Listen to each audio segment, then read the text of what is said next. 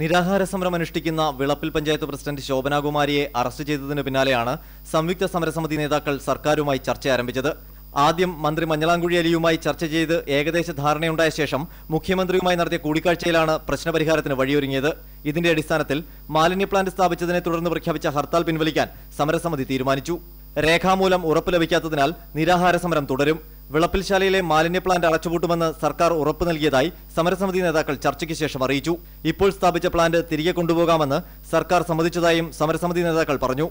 ഞങ്ങളും ഗവൺമെന്റും തമ്മിൽ ഒരു ധാരണയിലെത്തിയിട്ടുണ്ട്. വിളപ്പിൽശാല മാലിന്യ കേന്ദ്രം അടച്ചുപൂട്ടുമെന്നും അവിടെ കൊണ്ടിട്ടിരിക്കുന്ന മുഴുവൻ ലീച്ചേറ്റ് ട്രീറ്റ്മെന്റ് പ്ലാന്റ് ഉൾപ്പെടെയുള്ള ഉപകരണങ്ങൾ തിരികെ കൊണ്ടുവരുമെന്നുള്ള ഒരു സത്യവാങ്മൂലം ഹൈക്കോടതിയിൽ സമർപ്പിക്കാൻ കേരളത്തിലെ ഗവൺമെന്റ് തീരുമാനിച്ചിരിക്കുന്നു. ഇക്കാര്യങ്ങൾ ഉൾപ്പെടുത്തി ഹൈക്കോടതിയിൽ സത്യവാങ്മൂലം നൽകാമെന്നും സർക്കാർ സമരസമിതിക്ക് ഉറപ്പ് നൽകിയിട്ടുണ്ട്. അതേസമയം നിരാഹാര സമരം അനുഷ്ഠിക്കുന്ന ശോഭനാകുമാരിയുടെ ആരോഗ്യനില മോശമായതിനെ തുടർന്നാണ് പോലീസ് അറസ്റ്റ് ചെയ്ത് നീക്കിയത്.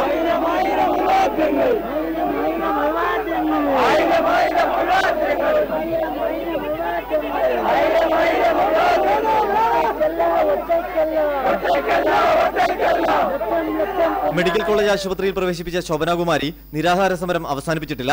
സമരപന്തലിൽ ഒരു വനിതയടക്കം 4 പഞ്ചായത്ത് അംഗങ്ങൾ കൂടി നിരാഹാര സമരം ആരംഭിച്ചു. Thiruvananthapuram, India vision.